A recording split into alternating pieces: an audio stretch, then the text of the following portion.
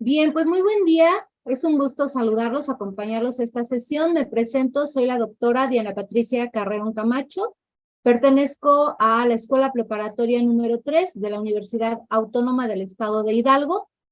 En este caso, los voy a acompañar con la asignatura de compuestos químicos y su relevancia en el desarrollo sostenible, asignatura impartida en el segundo semestre de bachillerato, y el bloque con el que veremos esta presentación se denomina tabla periódica, que comprende al tema del segundo bloque.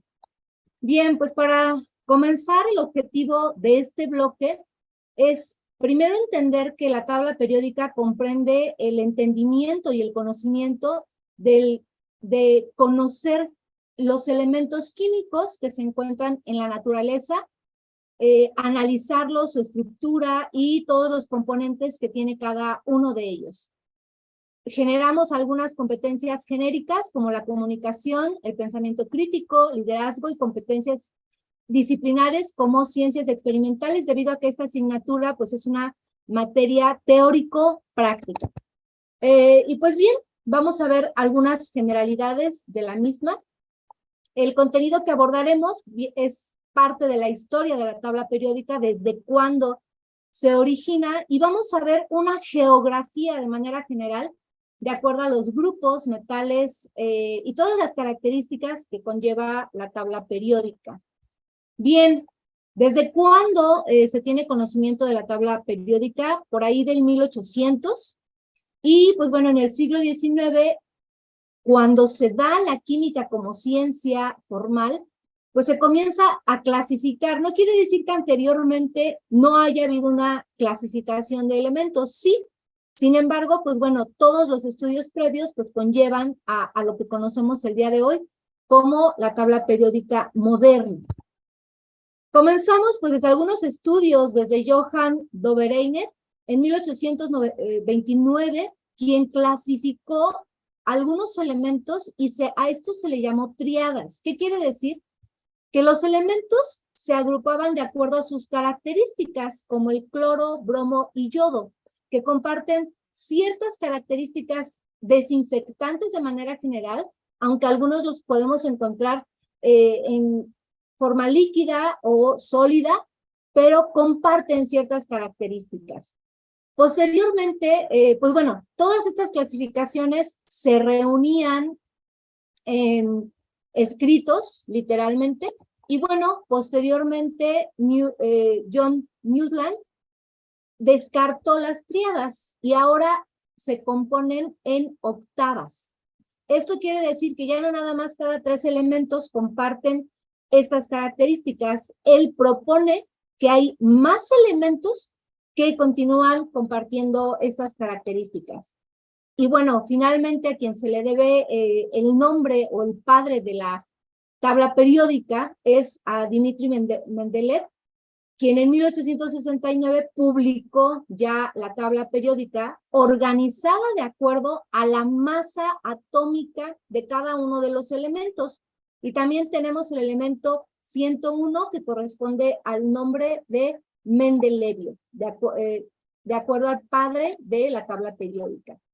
Su clasificación, como lo indicamos, se debe a la masa atómica. Sin embargo, posteriormente, Meyer, en el mismo tiempo que Mendeleev, ordena estos elementos de acuerdo a su masa, y bueno, posteriormente también hay una reagrupación. Sin embargo, en 1860, 70, 80 incluso, aún faltaban algunos elementos por descubrirse. Y estas octavas quedaban incompletas, por lo que algunos de los elementos donde deberían de estar, que aún no existían, se dejaban los espacios vacíos.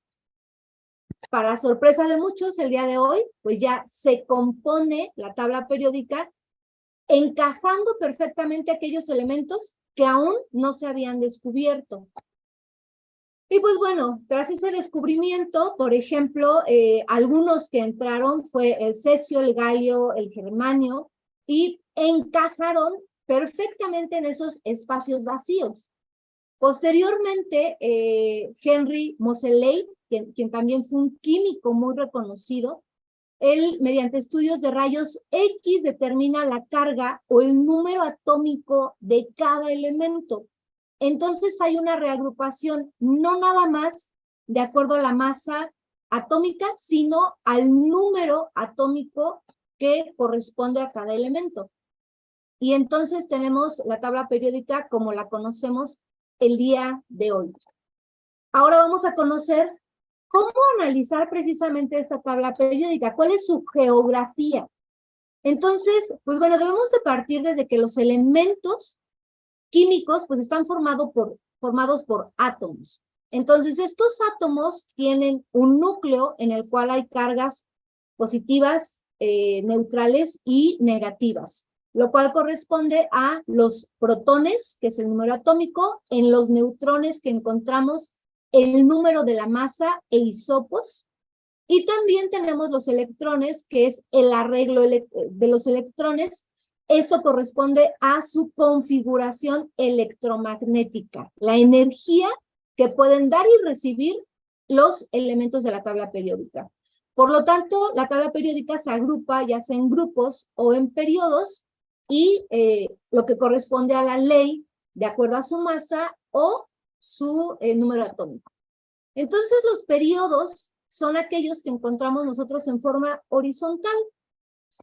Y estos periodos, pues bueno, comparten ciertas características y también se encuentran en diferentes niveles, desde el 1 hasta el 7, y en el 6 y 7 tenemos ciertos elementos con características específicas. El grupo corresponde a la forma en la que encontramos a los elementos en forma vertical, los cuales comparten ciertas características físicas y químicas. Entonces, tenemos 7 filas, 7 periodos y 18 familias de manera vertical.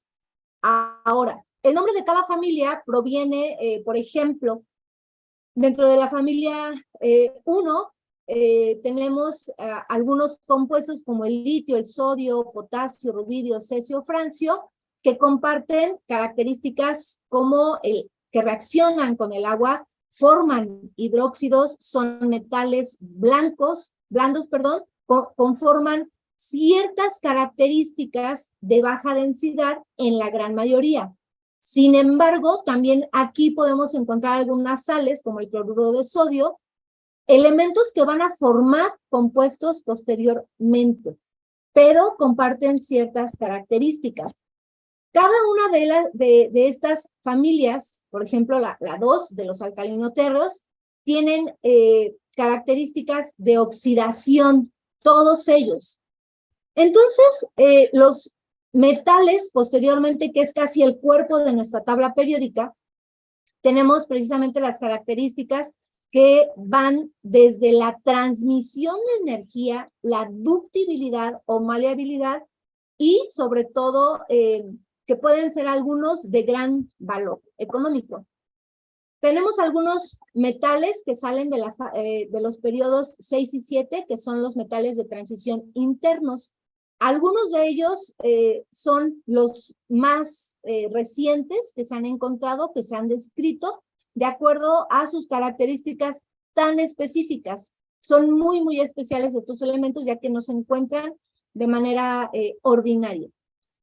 Hay otra familia que es la familia de los gases nobles. Como su nombre lo indica, número 1, son gases. Número 2, su carga o su última carga electromagnética está completa, entonces no ceden ni reciben electrones. Ya su configuración electrónica es completa, lo cual hace que no se puedan unir con ningún otro elemento: helio, neón, argón, triptón, xenón y radón.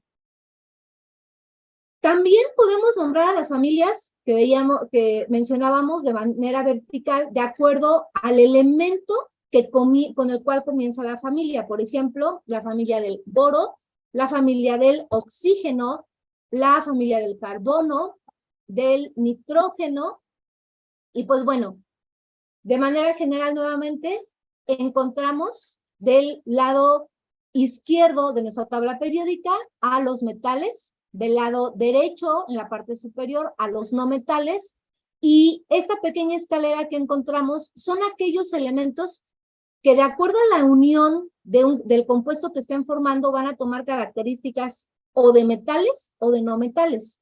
Y al final tenemos a los gases nobles. Sabemos que los metales tienen la característica principal, algunos de ellos de ser de gran brillosidad, gran brillo, y de gran dureza. Algunos pueden resistir altas temperaturas, pueden ser dúctiles, maleables. Los no metales, al contrario, son más frágiles, las uniones iónicas son más débiles, y podemos encontrar, por ejemplo, algunos como el neón, que es un gas, sulfuro, yodo, bromo, los podemos encontrar en los 3 estados de la materia, tanto en sólido, líquido o gaseoso. Entonces, pues sí, de manera general, podemos encontrar también a estos metaloides, también se les llama metaloides, a los metales que pueden compartir características de metales o no metales. Y finalmente, también hay las tablas periódicas, las podemos distinguir de acuerdo a la coloración que les podamos dar, ya sea de metales, metales de transición, no metales o gases nobles, de manera general. Por lo tanto, también dejamos una actividad para entender a los elementos de acuerdo a su grupo o a su periodo, escribir el símbolo de cada uno de los elementos, el oxígeno, litio, azufre, aluminio, estaño, neón, oro, y escribir el nombre que corresponde al signo o representación de cada uno de estos. Esto nos ayudará a comprender mayormente cómo vamos a ir manejando la tabla periódica para posteriormente en los siguientes temas entender cómo podemos unir ahora los metales, los no metales y qué compuestos forman y nos colaboran en nuestra vida diaria. Pues bueno, no me queda más que agradecerles, dejarles una revisión bibliográfica y esperar acompañarlos en siguientes temas. Muchas gracias. Este video es presentado por el Sistema Ciencia Garza Educativa de la Universidad Autónoma del Estado de Hidalgo.